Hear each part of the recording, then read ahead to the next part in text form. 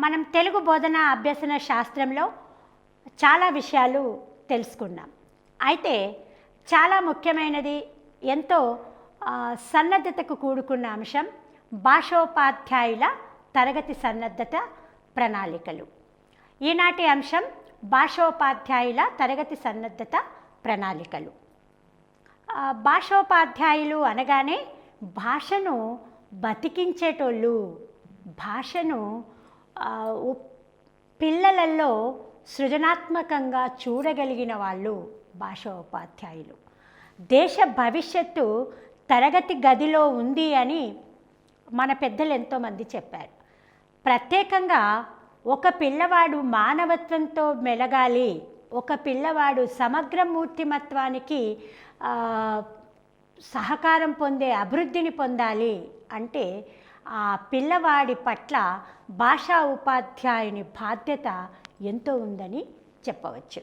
భాషోపాధ్యాయులు సాధారణ ఉపాధ్యాయుల కన్నా కొంత ప్రత్యేకతను కలిగి ఉన్న వాళ్ళుగానే మనం చెప్పవచ్చు.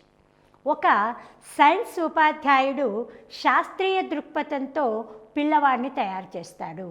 ఒక సాంఘిక ఉపాధ్యాయులు సామాజికపరమైన అంశాలను, రాజకీయపరమైన అంశాలను పిల్లవాడికి నేర్పిస్తాడు. ఒక గణిత ఉపాధ్యాయుడు గణితపరమైన చతుర్విధ ప్రక్రియలతో పాటు గణిత అంశాలను నేర్పిస్తాడు. అంటే ఇక్కడ మరి భాషోపాధ్యాయుడు ఒక వ్యక్తి మూర్తిమత్వాన్ని నేర్పించగలగాలి. జనహితాన్ని కోరేదే సాహిత్యం. ఆ సాహిత్యానికి రూపమే భాష. భాషతోనే జనహితమైన సాహిత్యం బయటికి వస్తుంది. సమాజంలో ఒక దేశభక్తిని పురుకొల్పాలి అంటే, సమాజంలో ఒక మంచి మూర్తిమత్వం ఉన్న వ్యక్తులను తయారు చేయాలి అంటే అక్కడ కావలసింది భాష పట్ల అవగాహన. తనను తాను తెలుసుకున్న వ్యక్తే ఇతరుల గురించి సరి అయిన రీతిలో ఆలోచిస్తాడు. తన గురించి తాను ప్రత్యేకమైన అవగాహన పొందగలిగిన వ్యక్తే ఇతరుల గురించి వాళ్ళలోని ప్రత్యేక అంశాలను చూడగలుగుతాడు. శాస్త్రం నేర్వాలన్నా, సామాజిక అంశాలు నేర్వాలన్నా, గణిత సాంకేతిక విషయాలు నేర్వాలన్నా భాష పట్ల పటుత్వం ఉండాలి. ఒక తెలుగు వాచకాన్ని పట్టుకొని తరగతి గదిలోకి వెళ్ళి ఉన్నట్లుగా చదివి చెప్పి రాగలిగితే అది నిజమైన భాషోపాధ్యాయుని లక్షణం కాదు. భాషోపాధ్యాయుడు తరగతి గదిలోకి వెళ్ళాలి అంటే తను ముందుగా సిద్ధపడాలి. సాహిత్యం పట్ల అవగాహనతో ఉండాలి. భాష బోధన ఉద్దేశాలను తెలుసుకొని ఉండాలి. ఈ విషయాలను తెలుసుకుంటూ తరగతి గది బోధనకు, సమాజానికి, వాచకానికి, బోధనా ఉద్దేశాలకు మధ్య ఒక సంసిద్ధత అనేది ఉంటుంది. ఆ సంసిద్ధతకు తోడ్పడేవే ప్రణాళికలు. ఇది భాషోపాధ్యాయునికి భాష పట్ల ఉంటే, తరగతిలో గణిత బోధన ఉపాధ్యాయునికి గణితపరమైన సన్నద్ధత ఉంటుంది. కానీ ఒక మూర్తీభవించిన మానవత్వాన్ని పురికొల్పి చైతన్యవంతమైన సమాజాన్ని, జ్ఞానవంతమైన సమాజాన్ని తయారు చేయగలిగిన వ్యక్తి భాషోపాధ్యాయుడు. ఇతర ఉపాధ్యాయులు చెయ్యరని కాదు, కానీ వీళ్ళు బాధ్యతగా స్వీకరించినప్పుడు ఇంకా తరగతి బోధన సఫలీకృతమవుతుంది. విద్యా లక్ష్యాలు గమ్యాన్ని చేరగలుగుతాయి. అందుకే ఇక్కడ ఒక మాట మనం వింటుంటాం, జ్ఞానవంతమైన సమాజము దేశాభివృద్ధికి దోహదం చేస్తుంది. ఆ జ్ఞానవంతమైన సమాజాన్ని తయారు చేయడానికి జ్ఞానాన్ని అందించేది భాష. అదేవిధంగా సమకాలీన ప్రపంచ పరిస్థితులకు అనుగుణంగా దేశ ప్రయోజనాలు సాధించడానికి, విద్యాభివృద్ధి జరగడానికి భాష సహాయపడుతుంది. సమకాలీన ప్రపంచ పరిస్థితులకు అనుగుణంగా దేశ ప్రయోజనాలు సాధించాలి. ఒక సాంఘిక శాస్త్రంలో ప్రపంచంలో ఉన్న అంశాలన్నీ తెలియచెప్పినప్పుడు అక్కడ జాతీయ సమైక్యత ఉండాలి అనే ఒక ప్రగాఢమైన దేశభక్తిని పురికొల్పే కవిత్వం భాషలో ఉంటుంది. అట్లాగే విద్య అభివృద్ధి చెందుతూ పిల్లవాడు ఆసక్తితో ముందుకు వెళ్ళడానికి భాష సహాయపడుతుంది. అయితే మనం ప్రతిసారి ఒక నిర్ణయం తీసుకోవడానికి సర్వేలు చేస్తూ ఉంటాం. 2011లో కూడా జనాభా లెక్కలు జరిగాయి. 2011 జనాభా లెక్కల ప్రకారం చూస్తే భారతదేశ అక్షరాస్యత 74.04% ఉంది. అంటే ఇంకా కూడా 26% మంది అక్షరాస్యతకు దూరంగానే ఉన్నారు.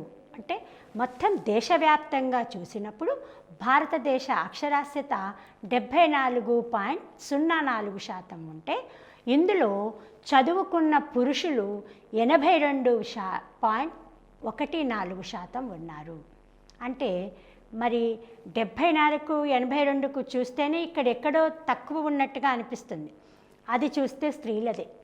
స్త్రీలు మాత్రం ఇప్పటికీ కూడా 2011 లెక్కల ప్రకారం చూస్తే 65.46% ఉన్నారు. మరి ఇవన్నీ లెక్కలు చెప్పే సందర్భంలో భాషా నైపుణ్యాలు కలిగిన వారు ఎంతమంది అని చూసినప్పుడు అక్షరాస్యతతో భాషా నైపుణ్యతతో శాతాల మధ్య పొందిక మాత్రం ఇంకా తక్కువ ఉన్నట్టుగానే మనం గమనిస్తున్నాం. ఒక 2011 సర్వేనే కాదు, చాలా సర్వేలు మనకు అంటే లెక్కల పరంగా సర్వే అనేది చూసేదే లెక్క పరంగా. ఆ లెక్క పరంగా చూసినప్పుడు దేశంలో ప్రత్యేకంగా మన తెలుగు భాష రాష్ట్రాలలో కూడా గమనిస్తే భాషా నైపుణ్యాలు అంతంత మాత్రమే ఉన్నాయి అని తెలుస్తుంది. మనం భాషా నైపుణ్యాలంటే ఏమిటో చూసాం. ఒక డిగ్రీ చదివిన ఉపాధ్యాయుడు, ఒక డిగ్రీ చదివిన ఒక పిల్లవాడు ఒక అప్లికేషన్ సొంతంగా రాయలేకపోతున్నాడు అన్నప్పుడు భాషా నైపుణ్యం నెరవేరినట్టు కాదు కదా. అందుకే ఏ సర్వేలో చూసినా ఇప్పటికీ కూడా భాషా నైపుణ్యాలు కలిగిన పిల్లలు అంతంత మాత్రంగానే ఉన్నారు. కాబట్టి రోజు రోజుకి ఇంకా ఏదో ఒక రకమైన పద్ధతి ద్వారా పిల్లల్లో నైపుణ్యాన్ని పెంచాలి. ఒకవైపు గణిత నైపుణ్యము, మరోవైపు భాషా నైపుణ్యము.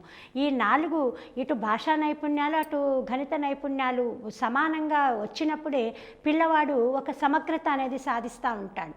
ఇక శాస్త్రీయత, సాంఘిక భావనలు దానికి తోడ్పడుతూ ఉన్నప్పటికీ ఈ రెండిట్లలో కూడా పిల్లవాడు ఒక అడుగు ముందుకు వేస్తూ ముందుకు వెళ్ళినప్పుడు వాళ్ళు నిజమైన పౌరులుగా తీర్చిదిద్దుకునే అవకాశం వస్తుంది.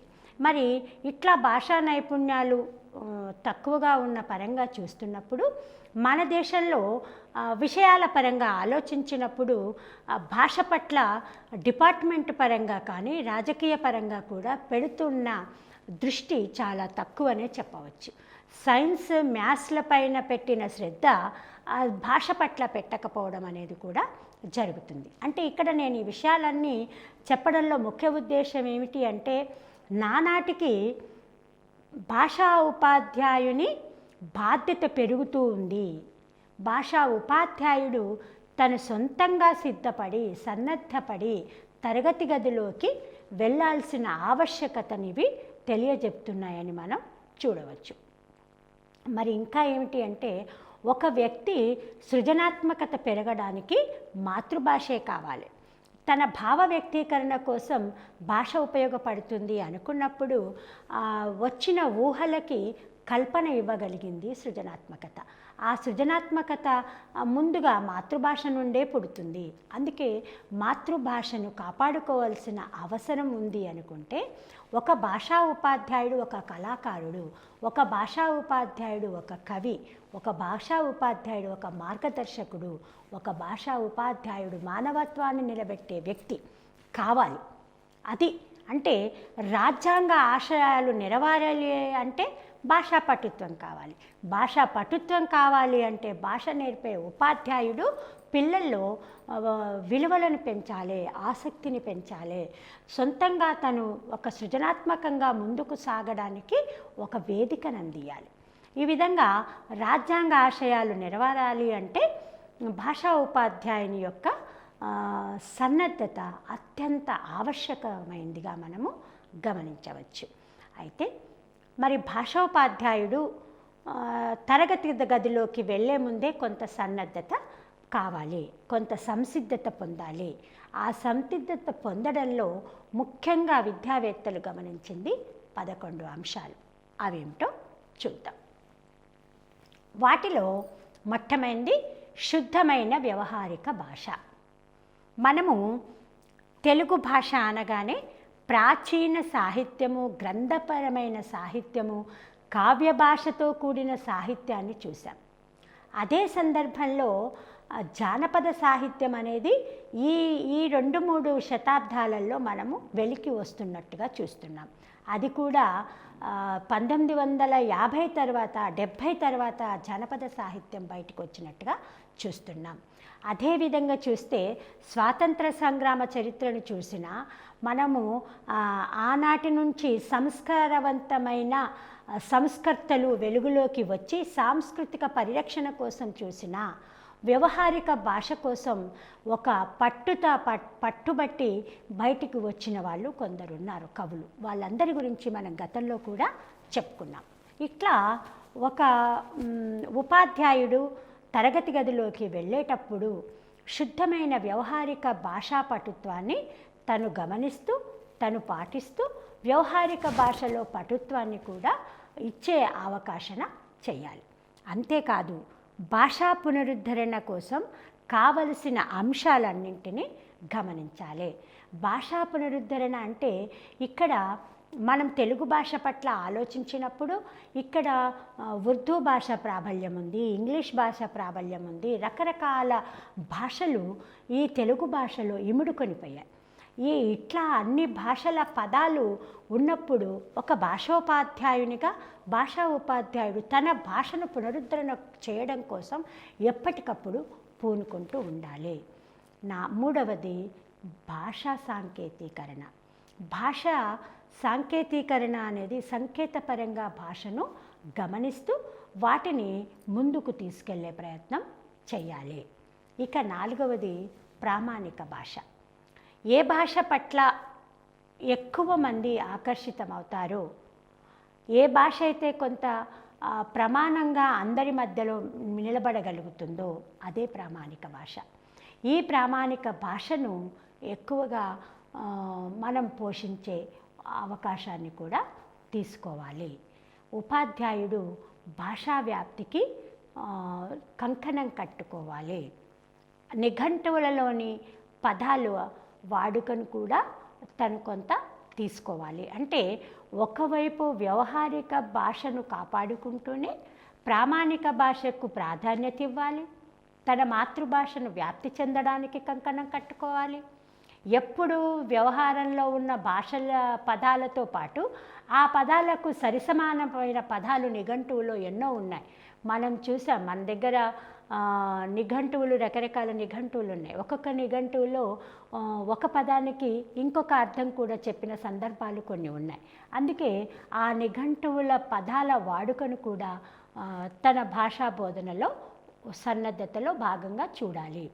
ఇక సాంకేతిక పారిభాషికాల సృజన. ఒక సందర్భంలో మనం చెప్పుకో ఉన్నాం, తెలుగు భాష ఎన్నో మనము ప్రాచీన యుగం నుండి ఇప్పటి వరకు చూస్తున్నప్పటికీ ఒకవైపు గ్లోబలైజేషన్ వచ్చిన ధర్మనల శాస్త్ర సాంకేతిక అభివృద్ధి చెందుతున్న దిశలో ఎన్నో సబ్జెక్ట్స్, ఎన్నో విషయాలు విద్యార్థులు చదువుకున్న అంశాలుగా బయటికి వస్తున్న దరిమల పాలనాపరంగా ఎన్నో పదాలు అవసరమై ఉంటున్నప్పుడు ఇటు సాంకేతిక పదాలు, అటు సాంకేతిక పారిభాషిక పదాలు తెలుగులో కూడా వచ్చేటందుకు సృజించాల్సిన అవసరం ఉంది, వాటిని సృజన చేయాల్సిన అవసరం ఉంది. ఒక పిల్లవాడు 10th లోపు ఇంగ్లీష్ మీడియంలోకి, 10th తర్వాత ఇంగ్లీష్ మీడియంలోకి వెళ్ళిపోయే సందర్భం ఉంది. ఒక ప్రొఫెషనల్ కోర్సు చదవాలి అనుకుంటే అది ఇంగ్లీష్ భాషలోనే ఉంది. కారణం ఏంటి అంటే ఆ సాంకేతిక పదాలకు సరిసమానమైన పారిభాషిక పదాలు ఇంకా ఇప్పటికీ కూడా సరిపోను లేవు అని తెలుగు అకాడమీ ఈ సందర్భంగా ఎన్నో ఇట్లాంటి బాధ్యత తీసుకొని పారిభాషిక పదాల కోసం ప్రత్యేకమైన పుస్తకాలను వేస్తూ ఉంది. ఇవాళ చూస్తే పలు పత్రికలు ఎన్నో మనకు చూస్తూ ఉంటే కొత్త కొత్త పదాలు అవి తెలుగులో కొత్తగా అనిపిస్తున్నాయి. మనకి ఇంగ్లీష్లో విని ఆ పదాలను తెలుగులో కొత్తగా అనిపిస్తున్నాయి. అట్లాంటి పదాలను కూడా వీళ్ళు పట్టుకోవడమా సృజించడమా చేసి బోధన కోసం సిద్ధపడాలి. శైలి సాధారణీకరంగా ఉండాలి. ఒక్కొక్క వ్యక్తి శైలి ఒక్కొక్క తీరుగా ఉంటుంది. ఒక్కొక్క కవి చెప్పిన తీరు ఒక తీరుగా ఉంటుంది. ఒక్కొక్క రచన ఒక తీరుగా ఉంటుంది. కానీ ఉపాధ్యాయుడు మాత్రం పిల్లవాడి అవసరమైన వానికి దృష్టిలో వాడికి ఉదాహరణకు ఉపయోగపడి వాళ్లకు అర్థమయ్యే రీతి శైలిని సాధారణీకరణ చేసుకుంటూ ముందుకు సాగాలి. ఇక భాష యొక్క గొప్పతనాన్ని, ప్రాంతీయతత్వాన్ని, భాషను పరిపుష్టిని చేస్తున్నవి మాండలిక పదాలు. మాండలిక పదాలు చూస్తే తెలంగాణ మాండలికాలు అంటేనే ఇంకా మనం తెలంగాణ బిడ్డలంటేనే మాండలిక పదాలు. నిజానికి ఇక్కడ గమనించాల్సిన విషయం ఏమిటంటే ఒక ఉపాధ్యాయుడిగానే కాదు, రేపు ఉపాధ్యాయులు అయినంగా కాదు, ఈరోజు పరీక్షకు హాజరవుతున్న ఛాత్రోపాధ్యాయులు కావచ్చు, ఇతర ఏ గ్రూప్ పరీక్షలకు వెళ్తున్న పిల్లలైనా కావచ్చు, తెలంగాణ మాండలిక పదాల మీద అవగాహన తప్పకుండా పొందాలి. ఒక సందర్భంలో మన వాళ్ళు మాట్లాడుకుంటూ ఈ మన వాళ్ళు ఎవరు అని, తెలంగాణ వాళ్ళు ఎవరు అని తెలుసుకోవాలి అంటే ఒక ఆనపకాయ ఆడ ఉంటే చాలు. మనం ఆనపకాయ అంటాం, ఇంకొకటి సొరకాయ అంటాడు, ఇంకొకరు ఇంకేదో అంటారు. అంటే మన మాండలికం అనేది అక్కడ అర్థమవుతుంది. అంటే తెలంగాణ ప్రత్యేకతలో అన్నం అంటే బువ్వ అంటున్నాం, మన బువ్వ మనకు కావాలి అంటున్నాం. ఇట్లా మనము కొన్ని పదాలు మన పదాలే, మాండలిక పదాలు ఇట్లా మనలాగానే ఇంకొకరు అవి మన పదాలే అనుకుంటారు. ఎవరైతే ఈ పదం తనది అనుకుంటున్నారో అది అక్కడ మాండలికం అవుతుంది. ఈ మాండలికాల విలీనత కూడా జరుగుతూ ఉంది. అంటే ఈ మన దగ్గరనే అంటే ఒక లెక్క ప్రకారం చూస్తే ప్రతి సుమారుగా ఒక 40 కిలోమీటర్ల లోపు తర్వాత ఇంకొక కొన్ని కొత్త పదాలు అక్కడ సృష్టించబడతాయి, అవే అక్కడి మాండలికాలుగా ఉంటాయి అని చెప్పడం జరుగుతుంది. అంటే ఒక వ్యక్తి, ఒక ఉపాధ్యాయుడు ఇక్కడ పుట్టినవాడు కావచ్చు, ఇంకొక దగ్గర పనిచేయచ్చు, ఒక పిల్లవాడు ఇంకొక దగ్గర పుట్టవచ్చు, ఇక్కడ చదువుకుంటుండొచ్చు. ఒక ప్రాంతం నుండి ఇంకొక ప్రాంతాల మధ్యలో ఇక మాండలికాలు ఉన్నప్పుడు వాటిని కొన్ని మనము స్వీకరిస్తూ అక్కడ తేడాలు లేకుండా, భేదాలు రాకుండా ఆ మాండలికాలను విలీనం చేసుకుంటూ సంసిద్ధత తను పొందాల్సిన అవసరము ఉంది. ఇక ముఖ్యంగా భాషా పరిరక్షణ అనేది చాలా అవసరమైన అంశం. ఇప్పుడు శాస్త్ర సాంకేతిక పరిజ్ఞానంతో మనం పని కొంత చదివి ఇష్టపెట్టిన పిల్లవాడు ఏదో ఒక దశలో ప్రొఫెషనల్ కోర్సులలో వెళ్ళిపోతున్నాడు. కానీ ఎవరికి వారు భాష నాకెందుకు, it's not my cup of tea అని ఒక కవితా వాక్కు, it's not my cup of tea అనుకుంటూ వెళ్ళిపోతే ఆ టీ కప్ అక్కడే ఉండిపోతుంది. ఇది నేనొక ఉపాధ్యాయుని అందరిలాగా నేనే బిల్లు అనుకుంటే అక్కడ తన బాధ్యత పూర్తి స్థాయిలో జరగదు. ఒక భాషోపాధ్యాయుడు తరగతి గది సన్నద్ధతలో భాషా పరిరక్షణ కూడా తన బాధ్యతగా స్వీకరించాల్సిన అవసరం ఉంది. భాషా పరిరక్షణ అంటే భాష ఉంది కానీ దాన్ని రక్షించుకోవాల్సిన అవసరం ఉంది. ఇప్పటికీ మన రాష్ట్రం నుండి ప్రపంచవ్యాప్తంగా చూస్తే ఎన్నో భాషలు మృత భాషలైపోతున్నాయి. మృత భాషలు అంటే ఉపయోగంలో లేని భాషల్లో మన రాజ్యాంగం గుర్తించిన అధికారిక భాషలు ఉన్నాయి. మన దేశంలో ఎన్నో భాషలు ఉన్నాయి. మన ఒక్క దేశంలోనే ఇంచుమించు 250కి మించిన భాషలు ఉంటే ప్రపంచవ్యాప్తంలో ఇంకా ఎన్నో భాషలు ఉన్నాయి. ఈ భాషలు కొన్నింటికి లిపి లేదు. మనం చూస్తే కొన్ని గిరిజన బాగా అడవి ప్రాంతాలలో ఉండిపోయిన వాళ్ళలో ఇప్పటికీ కూడా కొన్ని భాషలకు లిపి లేదు.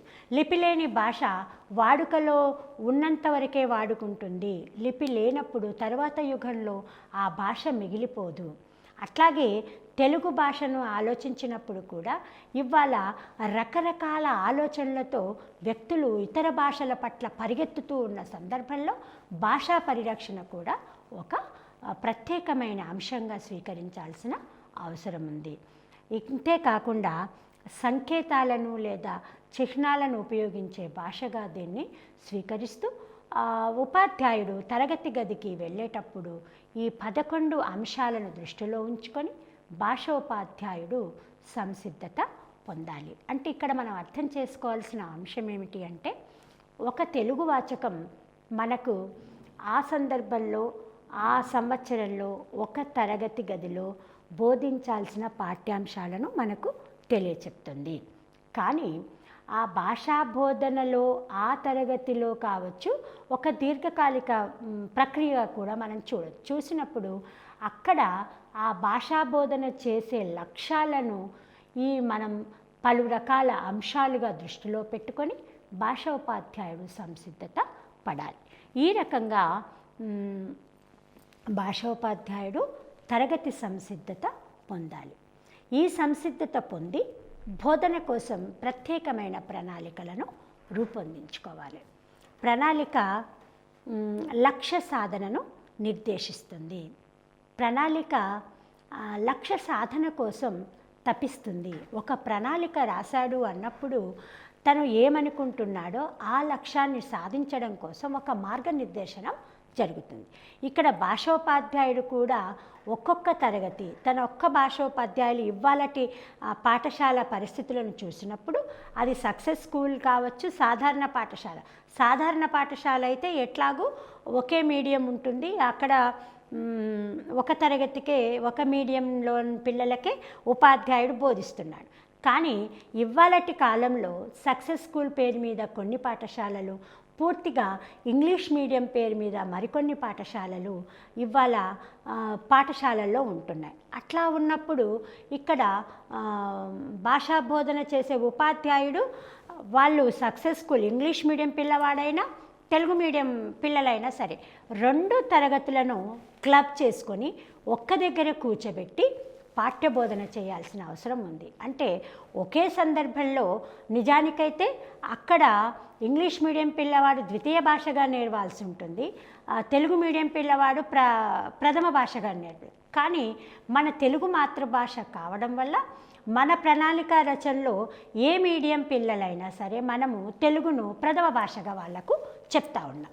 చెప్పిన సందర్భంలో ఆ పిల్లవాడు కొంత భాషలో కొందరు ఒక స్థాయిలో ఉంటే ఇంకొందరు ఇంకొక స్థాయిలో ఉంటున్నారు. అంటే ఒకే భాషలో తరగతి గదిలోని పిల్లలు కొందరు యావరేజ్కి తక్కువ దిగువన ఉంటే, కొందరు యావరేజ్కి మించి ఉంటే, కొందరు ఎక్సలెంట్గా ఉంటున్నారు.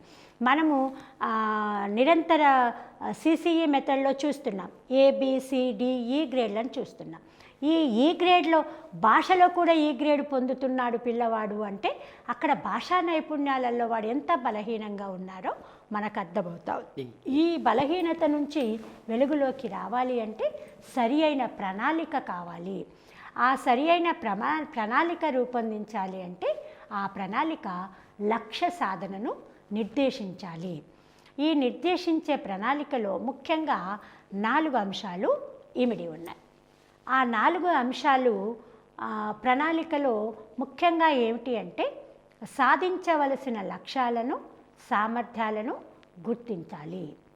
ఒక ప్రణాళిక చేసే ముందు ఒక తరగతి గదిలో ప్రత్యేకంగా ఆ తరగతి గదిలో తెలుగు భాషను బోధించడం వల్ల సాధించవలసిన లక్ష్యాలేమిటి, పిల్లల్లో పెంపొందించే సామర్థ్యాలేమిటో గుర్తించాలి. లక్ష్యాధార బోధనే జరుగుతుంది. సామర్థ్య సాధన కోసమే కృత్యాలను రూపొందించడం జరుగుతూ ఉంది. ఈ సందర్భంలో వాటికి ఆ లక్ష్య సాధన కోసం తగిన వ్యూహరచన చేయబడాలి. ఒక వ్యూహరచనలో ఒక కృత్యం ఉంది అనుకుందాం, ఒక ప్రాజెక్ట్ ఉంది అనుకుందాం. అటువంటి సందర్భంలో ఆ విషయాన్ని బోధించడం కోసం ఉపకరణలు అంటే టీచింగ్ ఎయిడ్స్ అనేవి అవసరమై ఉన్నాయి. కాబట్టి సాధించవలసిన లక్ష్యాలను, సామర్థ్యాలను గుర్తించుకొని దానికి తగిన వ్యూహరచన చేస్తూ తగిన ఉపకరణలను సేకరించుకోవాలి. ఆ తర్వాత మరి ఒక్కొక్క సందర్భంలో ఛాత్రోపాధ్యాయులకు ఇది బాగా ఎరుకవుతుంది. వీళ్ళు టీచింగ్ క్లాస్లోకి వెళ్ళేటప్పుడు చేతి నిండా టీచింగ్ ఎయిడ్స్ పట్టుకుంటారు, లెసన్ ప్లాన్ బుక్ పట్టుకుంటారు, ఆ లక్ష్యాలన్నింటినీ రాస్తారు. కానీ తరగతి గదిలోకి వెళ్ళిన తర్వాత ఒక సోపానాన్ని వదిలేసి ఇంకో సోపానంలోకి వెళ్ళిపోతుంటారు. అక్కడ వాళ్ళకున్నది సభాకంపం కావచ్చు, కొత్తదనం కావచ్చు. కానీ ఉపాధ్యాయుడిగా మారిన తర్వాత ఒక ఉపాధ్యాయుడు తన వ్యూహం ప్రకారం తన సోపానాన్ని వరుస క్రమంలో నిర్వహించడం కోసం సిద్ధపడాలి. ఈ 4 అంశాలు ప్రణాళికలో దాగి ఉంటాయి. మరి ప్రణాళిక ఎందుకు కావాలి? మొదట ప్రణాళికలు రాసుకోవాల్సిన ఆవశ్యకత గురించి మనం చర్చించుకున్నాం. మరి ప్రణాళిక ప్రయోజనాలు ఏమిటో చూద్దాం. ఒక ప్రణాళిక రచన చేయడం వల్ల ఎన్నో ప్రయోజనాలు ఉంటాయి. ప్రణాళిక రాయడం అంటే ఉపాధ్యాయుడు ఆల్రెడీ ఆ అంశం పట్ల ఒక సంసిద్ధతకు సిద్ధమవుతున్నాడని. అందువల్ల ఏమవుతుంది, ఇది రాసుకోవడం వల్ల బోధన సులభమవుతుంది. బోధన కోసం కావలసిన ఉపకరణలు ఏంటో చూస్తున్నాడు, వ్యూహరచన చేస్తున్నాడు, ఆ విషయాన్ని రాయడం కోసం సిద్ధపడతా ఉన్నాడు, నేర్చుకుంటా ఉన్నాడు. కావడం వల్ల బోధన నిజంగా సులభంగా నడుస్తుంది. అంతేకాదు, బోధన అంశాలు సకాలంలో పూర్తి చేసుకోగలుగుతారు. ఏదైతే సంసిద్ధత ఉన్న తీరుకి సంసిద్ధత లేని తీరుకి తేడా ఉంటుంది. ఎంతోమంది ఉపాధ్యాయులను అప్పుడప్పుడు మనం గమనిస్తాం. నిజమైన అంశాల పట్ల అవగాహన ఉన్న ఉపాధ్యాయుడు తను మొదటగానే ఆ పాఠ్యాంశానికి కావలసిన అన్ని విషయాల పట్ల ప్రణాళికాబద్ధంగా గదిలోకి వెళ్తారు. సకాలంలో బోధనాంశాలను పూర్తి చేయడానికి ఈ ప్రయోజనాలు ఉపయోగపడతాయి. అంతేకాదు, ప్రణాళిక రాసుకొని ఉండడం వల్ల బోధన అభ్యసనకు ఉపయోగపడే ఉపకరణలన్నీ గుర్తుంచుకుంటాడు. ఆ గుర్తించుకున్న అంశాలలో తనకు అందుబాటులో ఉన్నవి, తను చేసుకోగలిగినవి, సేకరించగలిగినవి అన్నీ తీసుకొని ముందే సిద్ధం చేసుకుంటాడు. ఈ రకంగా ఉపకరణలను సిద్ధం చేసుకోవడము, గుర్తించడం వల్ల తరగతి గది బోధన అనేది చాలా ఉత్సాహంగా పిల్లలకు ఉత్తేజదాయకంగా ఉంటుంది.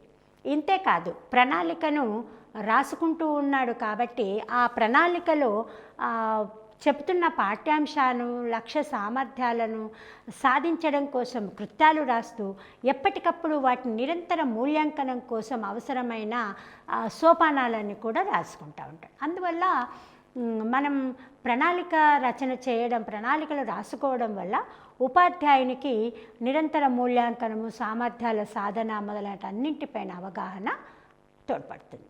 మరి ప్రణాళికలు రాసుకోవాలి అనుకున్నాం, ప్రణాళికల వల్ల ప్రయోజనాలు ఉన్నాయనుకున్నాం. మరి ఈ ప్రణాళికలు ఎన్ని రకాలు ఉంటాయి? ఉపాధ్యాయుడు ఏ ఏ ప్రణాళికలను రాయాల్సి ఉంటుంది? ఇక్కడ ఏ ప్రణాళిక ద్వారా పిల్లవాడిలో మనం ఏమేమి సాధించగలుగుతామో చూద్దాం. ముఖ్యంగా ఒక భాషోపాధ్యాయుడే కాదు, ఏ రకమైన ఉపాధ్యాయుడు కూడా ముఖ్యంగా 4 ప్రణాళికలను రాసుకుంటాడు. అయితే వీటిలో మొదటి 3 ప్రణాళికలు విషయపరంగా రాసుకోబడేవి. 4వ సంస్థాగత ప్రణాళిక మాత్రం సంస్థాపరంగా చేయవలసింది. అయితే ఈ ప్రణాళికలలో మొదటిది వార్షిక ప్రణాళిక, దీన్ని ఇయర్ ప్లాన్ అంటున్నాం. పాఠ్య ప్రణాళిక, ఇది యూనిట్ ప్లాన్. పాఠ్య పథకం, లెసన్ ప్లాన్, లేకపోతే దీన్ని పీరియడ్ ప్లాన్గా మనం చూస్తున్నాం. 4వది ఇన్స్టిట్యూషనల్ ప్లాన్, సంస్థాగత ప్రణాళిక. వార్షిక ప్రణాళిక అనగానే మనకు ఇది ఏడాదికి సంబంధించింది అని, పాఠ్య పథకము, పాఠ్య ప్రణాళికలో పాఠ్యాన్ని పూర్తి చేసే ప్రణాళిక, ఒక పాఠ్యం చెప్పడానికి కావాల్సిన పథకం, ఇట్లా మనకు అర్థమవుతుంది. అయితే ఈ ప్రణాళికలు ఎందుకు ఉపయోగపడతాయి? పిల్లల శక్తిని ఆశిస్తున్న లక్ష్య సాధన వైపు మళ్లించడానికి ప్రణాళికలను స్వల్పకాలంగా, దీర్ఘకాలికంగా కూడా సిద్ధం చేయవచ్చు. పిల్లల శక్తిని ఆశిస్తున్న లక్ష్య సాధన వైపు మళ్లించడానికి ప్రణాళికలను స్వల్ప, దీర్ఘకాలిక ప్రణాళికలుగా మనం సిద్ధం చేసుకొని అవసరానికి అనుగుణంగా వాడుకోవచ్చు. ప్రణాళికలలో మొట్టమొదటి ప్రణాళిక వార్షిక ప్రణాళిక. ఈ ప్రణాళికలు గూర్చి ఛాత్రోపాధ్యాయులుగా మీరు ట్రైనింగ్లో రాసి ఉంటారు. ఉపాధ్యాయులైతే తమ తరగతి బోధనలో కూడా ఇవన్నీ రాస్తూనే ఉంటారు. అయితే మరి వార్షిక ప్రణాళిక అంటే ఏమిటో చూద్దాం. 1 సంవత్సర కాలంలో ఒక తరగతికి బోధించవలసిన విషయాన్ని కాలాంశాలు అంటే పీరియడ్ అనుసరించి విభజించి బోధనకు ఉపక్రమించడమే వార్షిక ప్రణాళిక. అంటే 1 సంవత్సర కాలంలో ఏమేం పాఠాలు చెప్పాలి, ఎన్ని పీరియడ్లలో దీన్ని చెప్పాలి, ఇట్లా విభజించుకుంటూ ఒకేసారి పలానా నెలలో పలానాది పలానా పీరియడ్ అని చెప్పడానికి పూర్తి స్థాయిలో వేసేదే వార్షిక ప్రణాళిక. వార్షిక ప్రణాళిక రాసేటప్పుడు మరి ఏమేమి సూచనలు ముఖ్యంగా పాటిస్తారో చూద్దాం. వార్షిక ప్రణాళిక రాసేటప్పుడు సాధారణంగా పాఠశాల పని దినాలు 220 నుంచి 226, 25 వరకు కూడా ఉంటాయి. అదేవిధంగా బోధనా కాలము అంటే ప్రతి నెలలో వచ్చే ఆదివారాలు, రెండవ శనివారాలు కావచ్చు, ప్రత్యేకమైన పండుగ దినాలు కావచ్చు, అవన్నీ వెళ్ళినప్పుడు ఉపాధ్యాయుల బోధన దినాలు కూడా రోజులు మనకు 168 నుంచి 180 వరకు కూడా ఉండొచ్చు. ఉదాహరణకు పాఠశాల పని దినాలు 220 అనుకొని అందులో బోధనా కాలం 128గా భావించుకుందాం. ఒక ప్రణాళిక సంవత్సర కాలంలో చేయాలి అన్నప్పుడు ఈ 168 దినాలు లేకపోతే మనం 180 ఎన్ని రోజులు ఆ సంవత్సరంలో వస్తాయో వాటిని ప్రణాళికగా మనం వేసుకొని ఇయర్ ప్లాన్ అనేది చూస్తాం. ఇయర్ ప్లాన్ను చేసేటప్పుడు ఈ మధ్యకాలంలో గతంలో అయితే వేరు పరంగా మనము ఈ పథకాలు ఇచ్చేవాళ్ళు, కానీ ఈ మధ్యకాలంలో అకాడమిక్ క్యాలెండర్ని ఎస్సీఆర్టీనే రూపొందిస్తుంది. ఒకవైపు సంస్థాగత ప్రణాళికతో పాటు ఎస్సీఆర్టీ వార్షిక పాఠ్య ప్రణాళికతో పాటు పాఠ్య పథకాలను కూడా అందిస్తూ ఉంది. వాటిల్లో 2015-16 సంవత్సరానికి సంబంధించి ఎస్సీఆర్టీ రూపొందించిన ఒక వార్షిక ప్రణాళికను మనం ఉదాహరణగా తీసుకుందాం. ఉదాహరణగా తీసుకున్నప్పుడు ఒక 9వ తరగతి పాఠ్య పుస్తకంలో మొత్తం పాఠాలు 18 అనుకుందాం. 18. వీటిలో పద్య భాగ పాఠాలు ఉన్నాయి, గద్య విభాగం ఉంది. ఈ రోజుల్లో ఉపవాచకం ప్రత్యేకంగా లేకుండా వాచకంలోనే ఉంటుంది. అంటే మనం ఇక్కడ గమనించాల్సిన విషయం ఏమిటి అంటే ఒక సందర్భంలోనే చాలా విషయాలు మనం మాట్లాడుకుంటూ ఉంటాం. ఒక వాచకాన్ని రూపొందించడంలో ఎట్లయితే సూత్రాలు పాటిస్తున్నామో ఆ పిల్లవాడికి విద్యాపరమైన అకాడమిక్ స్ట్రెస్ కూడా కావద్దు అనేది, పుస్తకాల బరువు ఉండొద్దు అనేది చాలా రకాల అంశాలను మనము గమనిస్తూ ఉన్నాం. ఆ సందర్భంలోనే ఉపవాచకాన్ని ప్రత్యేకమైన పుస్తకంగా కాకుండా ఇవాళ తెలుగు వాచకంలోనే ఒక భాగంగా చేయడం గమనించవచ్చు. కొత్త పుస్తకాలలో మనం అవే చూస్తాం. ఈ 9వ తరగతి తెలుగు వాచకం అన్నప్పుడు లేదా 6వ తరగతి 7వ తరగతి ఏ తెలుగు వాచకాన్ని చూసినా ప్రత్యేకమైన ఉపవాచకాలు ఉండకుండా పద్య గద్య విభాగాలతో పాటు ఉపవాచకం కలిసిందే తెలుగు వాచకంగా మనం చూస్తున్నాం. అయితే ఈ 9వ తరగతిలో మొత్తం పాఠాలు 18 ఉన్నాయి. ఇప్పుడు మనం అనుకున్న ఉదాహరణలో 168 పని దినాలు, 18 పాఠాలు అనుకున్నాం. దీనికి ఒక వార్షిక ప్రణాళిక ఎట్లా చేస్తామో చూద్దాం. మనం రాస్తున్న వార్షిక ప్రణాళిక తరగతి 9వది. ఇక్కడ విషయం తెలుగు పాఠ్యపుస్తకం, తెలుగు సబ్జెక్ట్. ఇక్కడ పీరియడ్ల సంఖ్య, కాలాంశాల సంఖ్య అంటాం వాటిని. ఇవి 168. ఇది ఉదాహరణకే చెప్తున్నాం మనం. మరి ఈ సందర్భంలో ఈ వార్షిక సంవత్సరంలో సాధించాల్సిన సామర్థ్యాలు ఏమిటో కూడా మనం వార్షిక ప్రణాళికలో రాస్తున్నాం. ఇక్కడ LSRW listening, speaking, reading, writing. ఏకాగ్రతతో వినడం, ఆలోచించి మాట్లాడడం, అర్థవంతంగా చేయడం, లేఖనాన్ని స్వీయంగా కూడా రాయగలగడం. ఇవి కంపల్సరీ తప్పకుండా ప్రతి తరగతిలో కూడా మనము ఈ 4 విషయాలను చూస్తాం. ఆ తర్వాత సృజనాత్మకత. ఈ సృజనాత్మకతలో పిల్లవానికి క్రియేటివిటీ అంటున్నాం దీన్ని. సృజన అంటేనే ఒక చైతన్యం, ఒక అభ్యుదయం, ఒక క్రియేటివిటీ.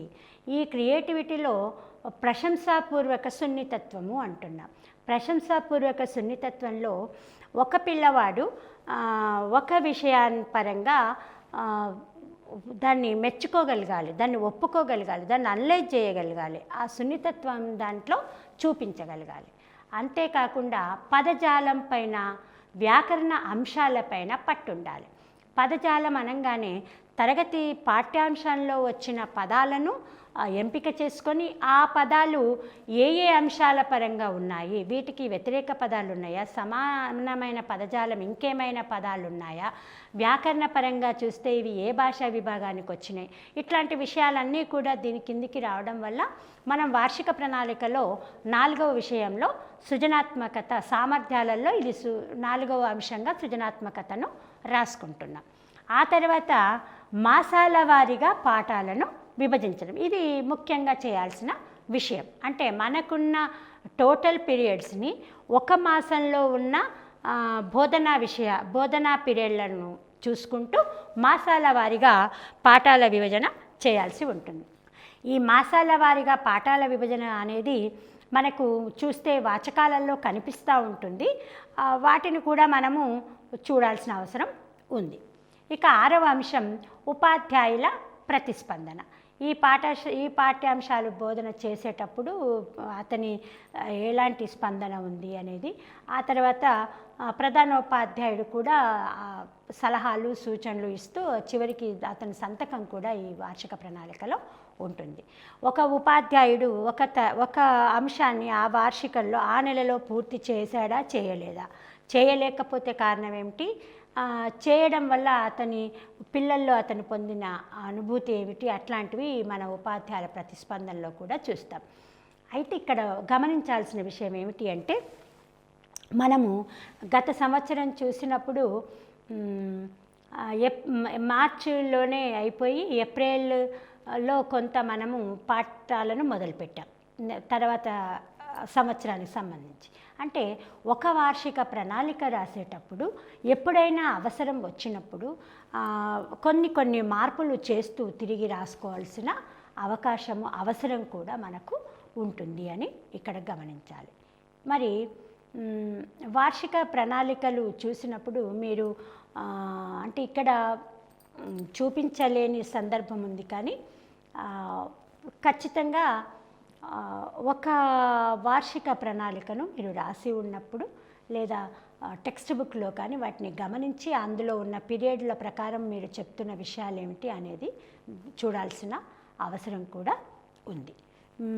అదేవిధంగా రెండవది పాఠ్య ప్రణాళిక లేదా పాఠ్య విభాగ ప్రణాళిక.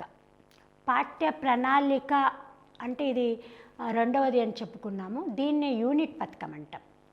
అక్కడ వార్షిక ప్రణాళికలో ఒక సంవత్సర కాలానికి సాధించిన సామర్థ్యాలు, చెప్పాల్సిన పాఠ్యాంశాలు అన్నీ చూసాం. అది మాసవారీగా విభజన చేసి చూసాం. ఇక్కడ ఒక పాఠ్య విభాగం, ఒక యూనిట్లో అంటే మీకు యూనిట్ అనేది కూడా ఇంగ్లీష్ భాషలో ఒక పరంగా ఉంది, తెలుగులో ఒక పరంగా ఉంది, సోషల్లో ఒక పరంగా ఉంటుంది, సైన్స్లో ఒక పరంగా. ఒక పాఠ్య విభాగం కింద ఒకే థీమ్కి సంబంధించి 2-3 పాఠాలు, ఒక పద్యము, ఒక 2 పాఠాలు అట్లా ఇంగ్లీష్లో డివైడ్ చేసబడి ఉంటే తెలుగులో ఇంకొక పరంగా ఉంది. ఇట్లా ఒక్కొక్క విషయంలో పాఠ్య విభాగ ప్రణాళిక ఒక తీరులో ఉంటుంది. అయినప్పటికీ పాఠ్య ప్రణాళికని మనం యూనిట్ పథకం అంటున్నాము, లేక అంశ పథకం అంటున్నాం, ఆ పాఠ్య విభాగ పథకం అంటున్నాం, పాఠ్య సమగ్ర పథకం అని కూడా అంటున్నాం. అంటే ఈ పేర్లన్నీ పిలవడంలో ఉద్దేశం ఏమిటి అంటే, ఒక పాఠాన్ని సమగ్రంగా ఆలోచించి రాస్తున్నాం కాబట్టి ఇది పాఠ్య సమగ్ర పథకము అంటున్నాం. ఒక విభాగాన్ని ప్రత్యేక విభాగంగా చూసిన పథకం కాబట్టి ఇది పాఠ్య విభాగ పథకము అని. ఒక పాఠ్య ప్రణాళికలో ఒక యూనిట్ అంతా బేస్ చేసుకున్నాం కాబట్టి ఇది యూనిట్ పథకము అని ఇట్లా మనకు పిలుచుకోవడం జరుగుతుంది.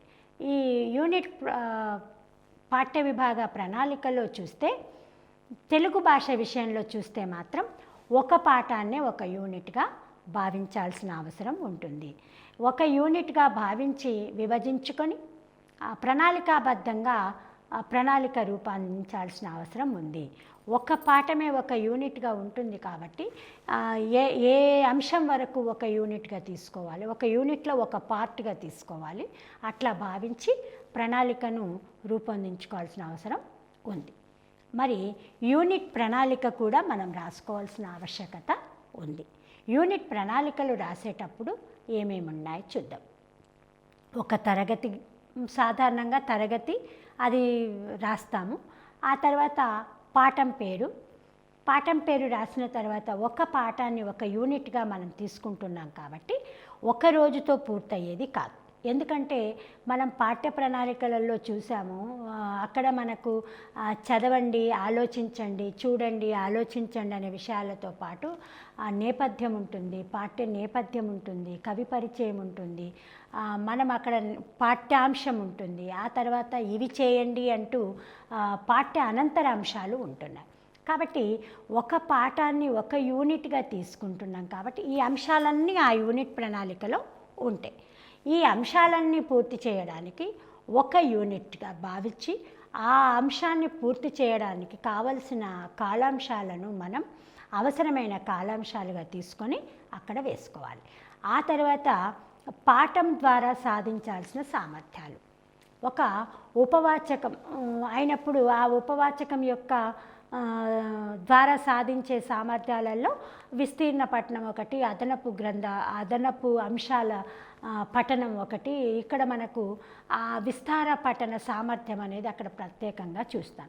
అదే ఒక ప్రాచీన పద్యాన్ని చూసామనుకోండి, ఇక్కడ ప్రాచీన పద్య పరిచయంతో పాటు ఆ పద్యాలలో ఉన్న ఛందస్సు, అలంకారాల లాంటివన్నీ కూడా పిల్లవాడు గ్రహించే శక్తిని సామర్థ్యాలుగా మనం అక్కడ చూస్తున్నాం.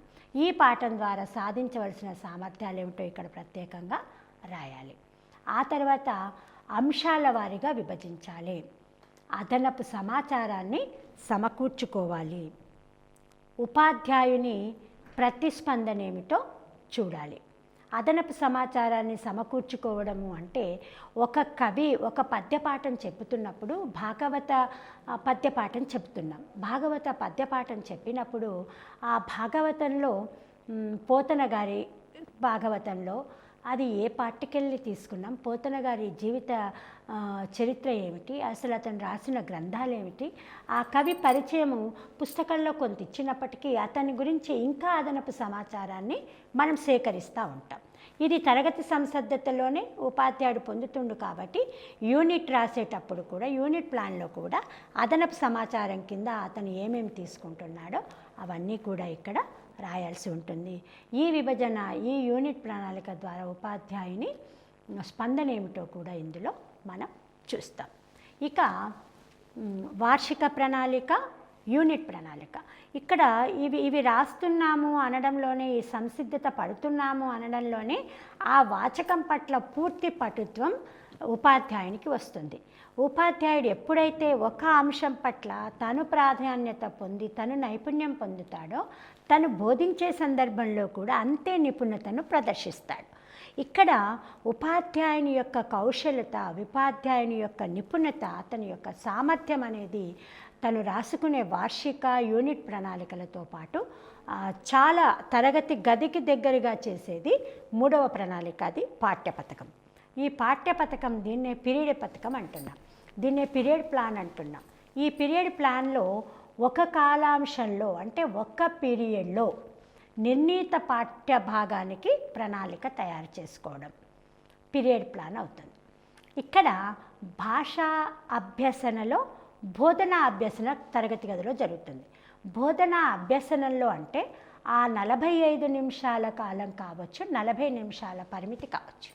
ఈ 40 నిమిషాల పరిమితిలో ఒక అంశాన్ని చెప్తున్నప్పుడు ఆ అంశాన్ని ఎట్లా పిల్లవాడికి ప్రజెంట్ చేస్తున్నావు, ఎట్లా పిల్లవాడిని ఇన్వాల్వ్ చేస్తున్నావు, ఏ ఉపకరణలను ఉపయోగించుకుంటున్నావు, ఏ లక్ష్యాలను అక్కడ సాధించాలనుకుంటున్నావు, మూల్యాంకనం కోసం ఏమి ప్రశ్నలు అక్కడ ప్రశ్నిస్తున్నావు, ఏ కృత్యాన్ని నువ్వు సేకరిస్తున్నావు లేదా పిల్లవాడితో చేపిస్తున్నావు. అంటే ఒక్క పీరియడ్ కాలంలోనే ఆ నిర్ణీత మొత్తం పాఠంలో ఉన్న భాగమంతా ఇక్కడ కాదు, నిర్ణీత పాఠ్యాంశంలో కావలసిన ప్లానింగ్నే మనం ఇక్కడ పీరియడ్ ప్లాన్ అంటున్నాం. పీరియడ్ ప్లాను నమూనాలుగా చూసుకున్నప్పుడు ఆ పీరియడ్లో బోధనాంశం ఏమిటో రాయాలి. పీరియడ్ పథకము నమూనా చూద్దాం. ఒక పీరియడ్లో మనం బోధిస్తున్న బోధనాంశం ఏమిటి, ఈ బోధన అంశాన్ని అభ్యసన వరకు పిల్లవాడి దగ్గరికి తీసుకెళ్ళడానికి మనం చేసుకుంటున్న బోధన వ్యూహాలేమిటి లేదా అభ్యసన వ్యూహాలేమిటి ఇక్కడ రాస్తాం. ఈ అభ్యసన వ్యూహాలను పాటించడం కోసం మనం సెలెక్ట్ చేసుకున్న బోధన ఉపకరణాలు ఏమిటి, ఆ బోధన ఉపకరణలు వ్యూహాలు ఒక్క పీరియడ్ కాలంలో మనము చేసిన అంశాన్ని అభ్యసన జరిగిందా లేదా అని చేయడం కోసం మనం చేస్తున్న మూల్యాంకనం ఏమిటి, ఇవన్నీ కూడా పీరియడ్ ప్లాన్లో ఉంటాయి.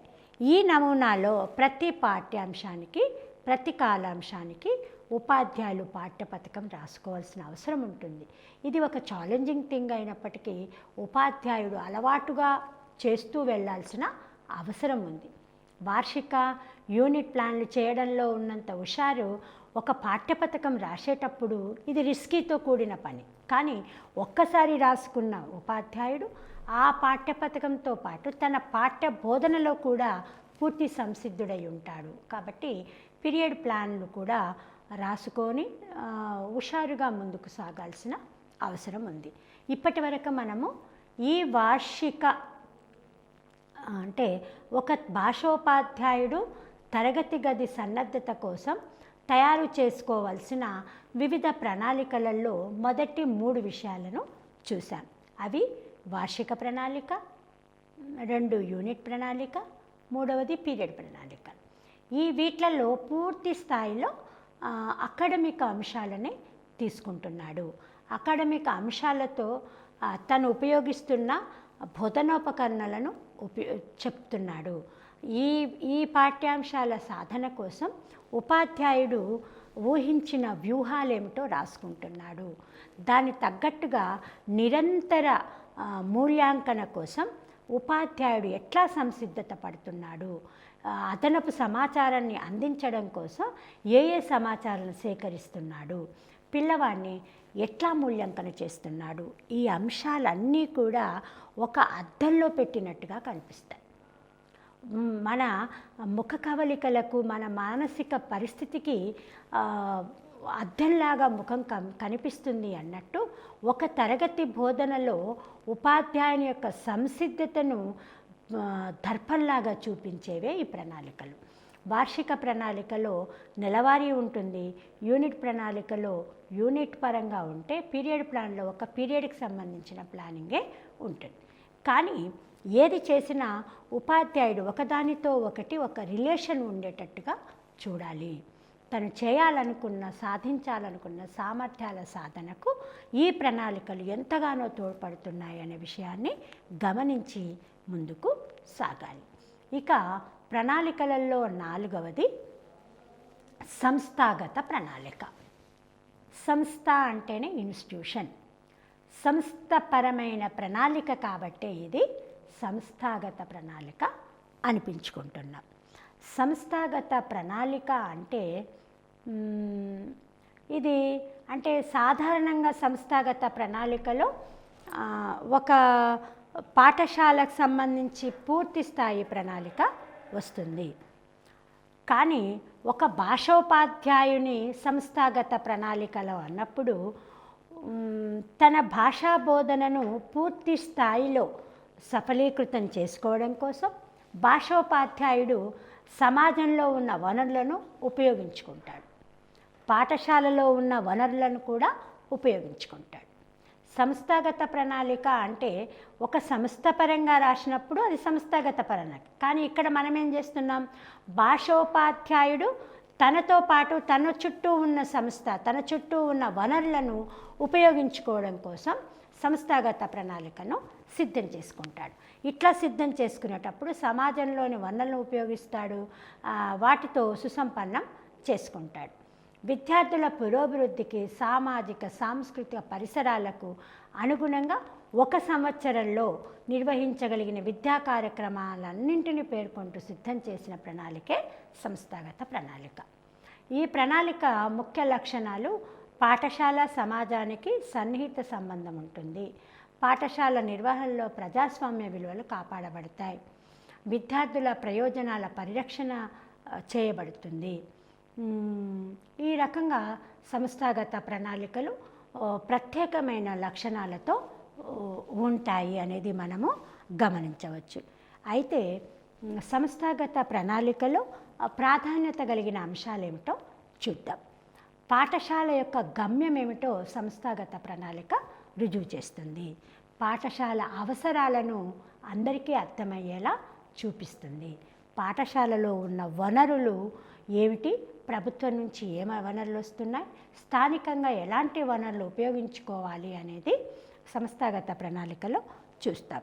అయితే ఈ సంస్థాగత ప్రణాళికలు రాసేటప్పుడు ఆ సంస్థ పరంగా ఉన్న గత చరిత్ర ఏమిటి, ప్రస్తుతం నడుస్తున్న వినియోగం ఏమిటి, మనకు సాధారణంగా ఇవన్నీ అర్థమవుతాయి.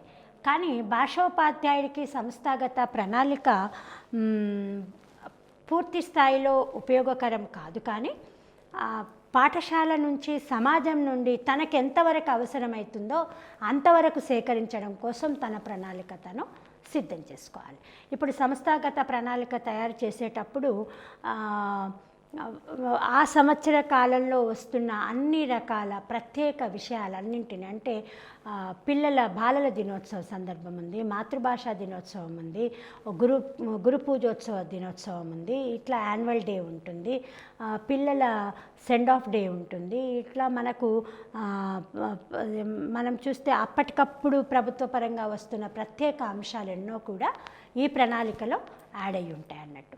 అయితే ఇక్కడ మనకు భాషోపాధ్యాయునికి సంస్థాగత ప్రణాళికకు సంబంధం ఏమిటి అని ఆలోచించినప్పుడు, తన బోధనను సఫలీకృతం చేసుకోవడం కోసం పాఠశాలలో ఉన్న వనరులు ఏమిటో తను ఇక్కడ ఉపయోగించుకునే తీరును, అంటే గ్రంథాలయ పరంగా కావచ్చు, కంప్యూటర్ పరంగా కావచ్చు, రోజు వచ్చే దినపత్రికలు కావచ్చు, ఇట్లాంటి కుడ్య పత్రికలు, నోటీసులు, ఇవన్నీ కూడా ఏ పరంగా తనకు ఉపయోగపడతాయో ఆ సంస్థాగత ప్రణాళికలో తను రాసుకునే అవకాశం ఉంటుంది. ఇట్లా ఒక ప్రణాళిక అనేది ఒక లక్ష్యాధారమై ఉంటుంది. కాబట్టి లక్ష్యాధారమైన బోధన ద్వారా ఉపాధ్యాయుడు తను అనుకున్న లక్ష్యాలను నెరవేర్చడం కోసం ఈ ప్రణాళికలన్నీ కూడా ఉపయోగపడతాయి.